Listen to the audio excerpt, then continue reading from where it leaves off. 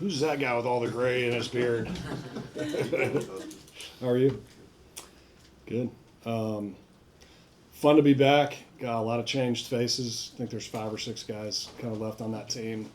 I love being in this building. I shared with them the first time I was not employed and played here, I would still make that drive and get on 150 Highway and be like, oh yeah, I don't work there anymore. Which is a good thing because I got to be in these halls for a long time. Special seeing all the coaches, Coach Reed, Tobe, like everybody, Spags. You know, he got there at the tail end of my career, and he's been a special person to me too. We haven't had as long of a relationship, but like he'll text and be like, man, you know, looking forward to seeing you, doing stuff like that. Special humans that the Hunts, Donovan, everybody that have brought this like collection of men. So very proud that I could be a part of it for as long as I did. How did this come about to do the retirement and sign a contract? Yeah, I mean, I've obviously been like done and retired and stuff, but it was something that they had always talked about. And I think every year, you know, they're pushing for championships, and I think there has to be a certain quota for things, and so it just hadn't worked out. I've been busy the last 2 years coaching at Tennessee on that special team staff with kickers and punters and snappers, holders, like the whole, you know, quality control of that. So I just hadn't been able to make it back when it was to bang the drum or like do some philanthropy stuff. And so this just worked out perfect timing. We had a couple days off and got to see all my buddies again. It's fun. Sounds like you had one more punt at practice. And I did. Not so bad. What do you describe that? Well, the first one he purposely snapped at my feet. Practical joke or so like that. That's going to happen to you. But it was good to see those guys again. Probably an ugly punt. But it was the result that I wanted. I'll say that. But good to be back again. I kick in practice a lot and stuff to our return guys. I've taken everything that Dave Tobe did and try to instill it in like our punt returners, our kick returners, which is just great. Somebody that has mastered the special teams game. And, I mean, dude's a head coach but a special teams coach, right? Like the best there ever was. And same thing for Reed. Coach Reed came in, I remember candid conversations of, you know, him saying, you got to have an ego to be in this business. And, you've heard him say, like, let your personality show. He wanted everybody to be themselves as long as it was, helpful for the team. And so it's good being back with all those guys, get the last punt, got the Colquitt jersey. That was clever. Dustin, all the games you played for the Chiefs over the years, was the last one your favorite of all those? Yeah, I mean, the Super Bowl, obviously. I mean, that's the bucket list. Everybody's, pushing to try to get that. A lot of guys, Bruce Matt, like guys that didn't get championships that you're like, he deserves one. And so I'm very lucky that we had just a group of guys that, Kels still playing at a high level, and Pat came in, and you could see that right off the bat. Him coming in, and man, before the ball gets to apex, it's like that's a touchdown. Like they can't guard that many people on the field. And the Super Bowl was like that. It was out of body experience, but I think my favorite was that first like AFC championship, the Lamar Hunt Trophy. Watching the Hunt's kids that I used to like carry on the sidelines and like hug for good luck on the sidelines, now like grown and appreciating.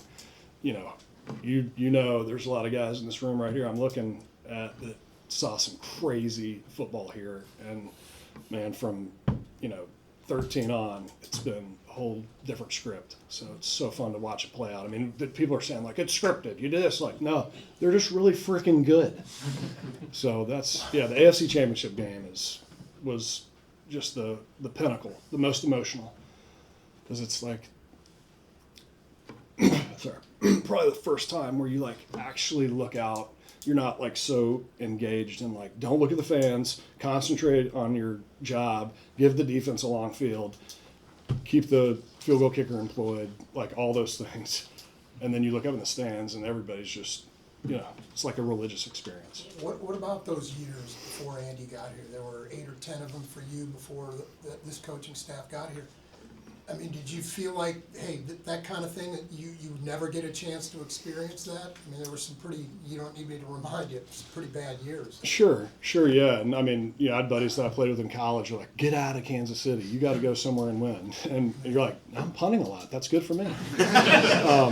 And so, like, that was part of it. But, too, like, that once – but we had, like, good coaches in the – like, I mean, Dick Vermeil, his whole staff. Herman Edwards was great. They didn't give him really a quarterback. And, there are storylines there. Like in 2013, Donovan, made these big decisions behind the scenes, and Clark Hunt, I had him on my podcast Hang Time, kind of looking back at that and letting him retell that story of saying, like, we're not a small market.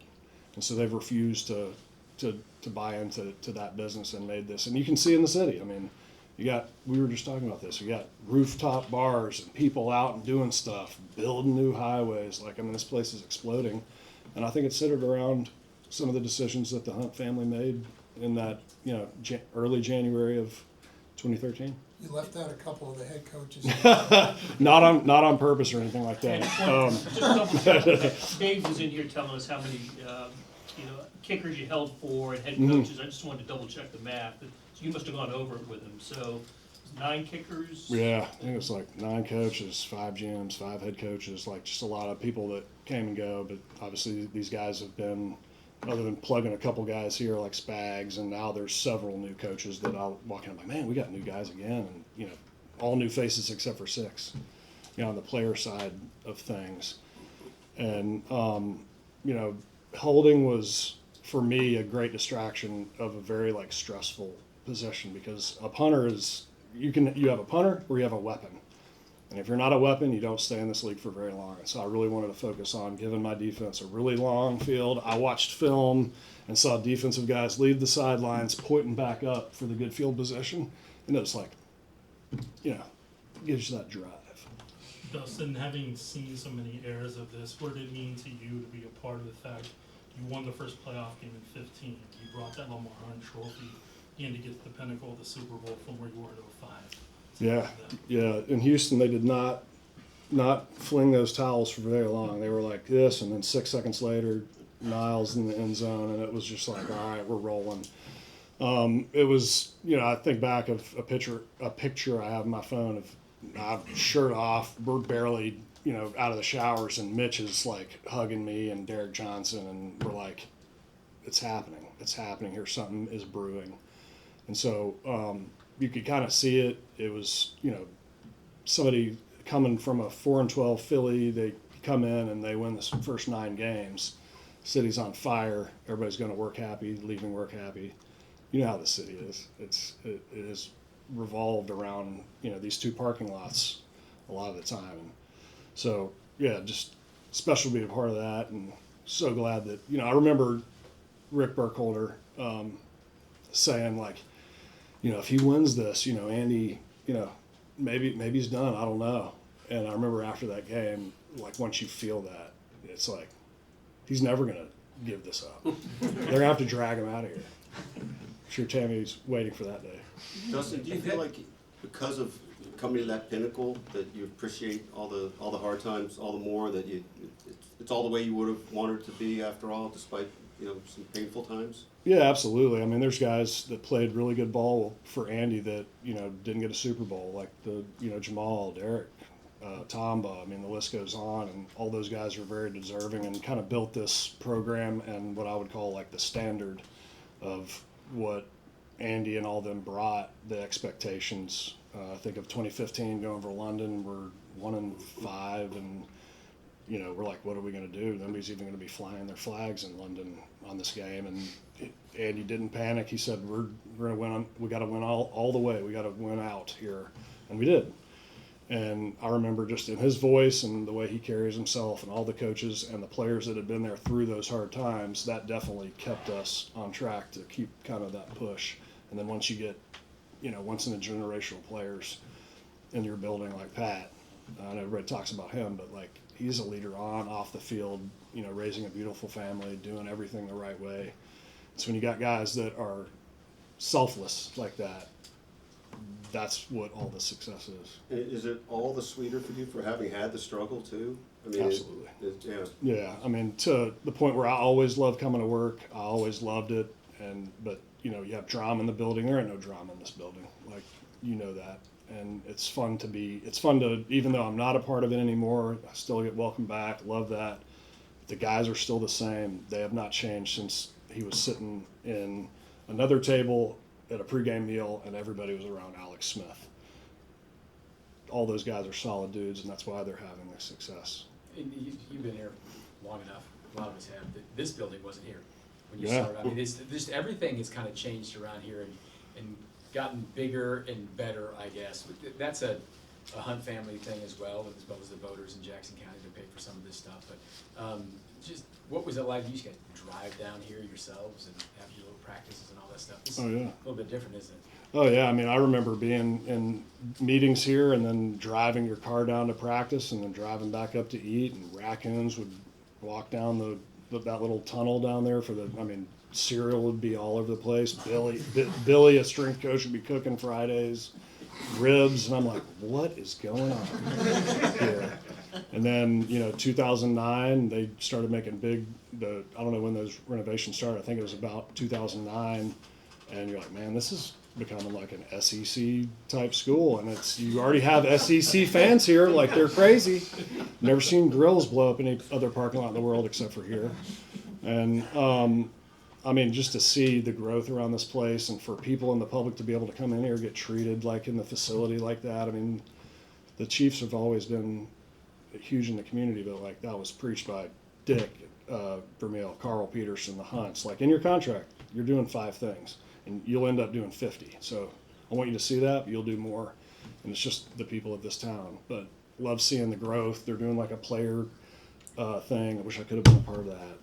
That'd have been a cool place for me to hang out. I wouldn't have gotten in so much trouble pranking people.